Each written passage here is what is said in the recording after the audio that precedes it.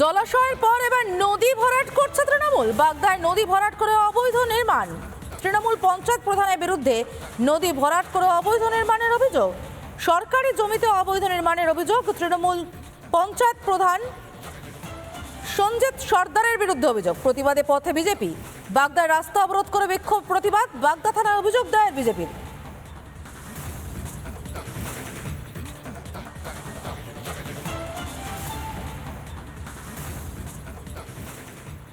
আরও একবার আপনাদেরকে জানিয়ে রাখতে চাইবো, এবার যে অভিযোগ উঠছে তার নদী ভরাটের। ছোটখাটো পুকুর, জলাশয়, ভেড়িয়ার নয়, এবার কি নদী ভরাট করছে তৃণমূল।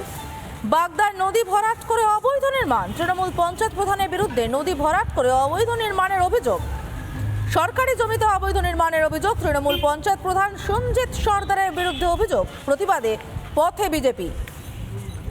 বাগদায় রাস্তা অবরোধ করে বিক্ষোভ প্রতিবাদ। বাগদা থানায় অভিযোগ দায়ের বিজেপির।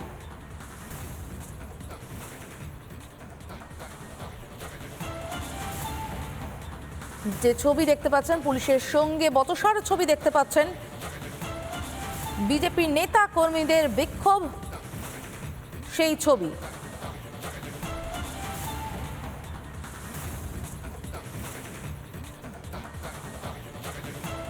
জমি পশ্চিমবঙ্গ সরকারের অনুমতি ছাড়া এবং পিডব্লিউডির অনুমতি ছাড়া বাগদার প্রধান সঞ্জিত সর্দার তার ক্ষমতা দেখিয়ে জমি জবরদখল করে নির্মাণ কাজ চালাচ্ছে এবং বড় বড় বিল্ডিং তৈরি করেছে।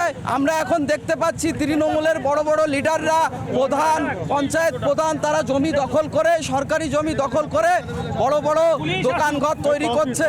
এর বিরুদ্ধে আমাদের প্রতিবাদ, আমাদের অবরোধ, যতক্ষণ না প্রশাসন আশ্বাস দিচ্ছে আমাদের এসে যে এই অবৈধ নির্মাণের বিরুদ্ধে তারা কঠোর প্রতিরোধ করবে এবং প্রতিবাদ করবে এবং আইনি সাজা দেবে, ততক্ষণ আমাদের অবরোধ চলবে।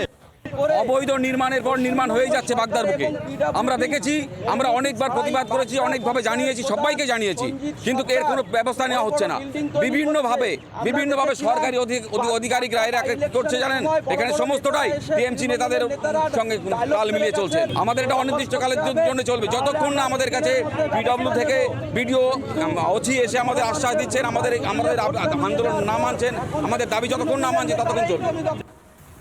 আমাদের সঙ্গে এই মুহূর্তে টেলিফোনে রয়েছেন বিজেপির সাংসদ শ্রমিক ভট্টাচার্য। শ্রমিক বাবু, গতকালই শুভেন্দু অধিকারী, অগ্নিমিত্রা পল জমি জিহাদের কথা বলছিলেন। ভেরি টেরি ভরাট করে ইমারত উঠে যাচ্ছে, সে ছবিও আমরা লাগাতার দেখছি। এবার ছোটখাটো পুকুর ভেরি নয়, একেবারে নদী ভরাটের অভিযোগ করছেন আপনারা। এই অভিযোগের প্রেক্ষিতে মনে হয় কোনো কাজ হবে আদৌ এ রাজ্যে? অভিযোগের প্রেক্ষিতে কি হবে কি না হবে সেটা তো পরের কথা।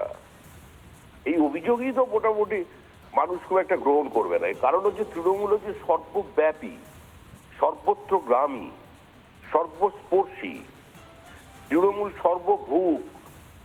তৃণমূলের যে খিদে, সেই খিদা মেটানোর ক্ষমতা আমার মনে হয় এখন পশ্চিমবঙ্গবাসীরও নেই, প্রকৃতিরও নেই। তৃণমূল যদি পারত হাওয়াও বিক্রি করে দিত। নদী তো অনেকদিন আগেই চুরি হয়েছে। সোজা চলে যান ক্যামেরা পার্সনকে নিয়ে হাসনাবাদের যেখানে আপনার ফেরি পার হতো আগে, এখন ব্রিজ হয়ে গেছে, ওখানে দেখবেন নদীর উপরে একটা বাড়ি হয়ে গেছে, তারও মালিক তৃণমূল কংগ্রেসের নেতা। সুতরাং তৃণমূল নদী থেকে বোল্ডার তুলে নিচ্ছে, এখন নদীর চরে বিক্রি করে দিচ্ছে লোককে। সরকারি খাস জমি কাউন্সিলররা দোকানের জন্য 2 লক্ষ টাকা করে বিক্রি করছে, তার আবার রসিদ দিচ্ছে। ওই যে কাউন্সিলর আক্রান্ত হয়েছিলেন ওই এরিয়ার ঘটনা, এটা তো চলছে। এইসব নিয়েই তো তৃণমূল। ধন্যবাদ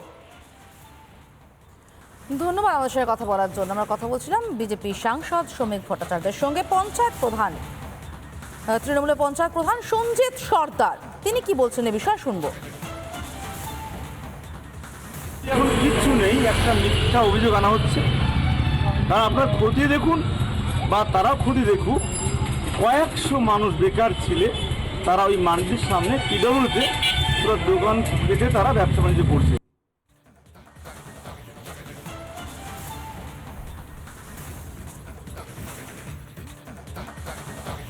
নানা ধরনের কন্টেন্ট দেখার জন্য লাইক করুন, শেয়ার করুন আমাদের ফেসবুক পেজ, সাবস্ক্রাইব করুন আমাদের ইউটিউব চ্যানেল।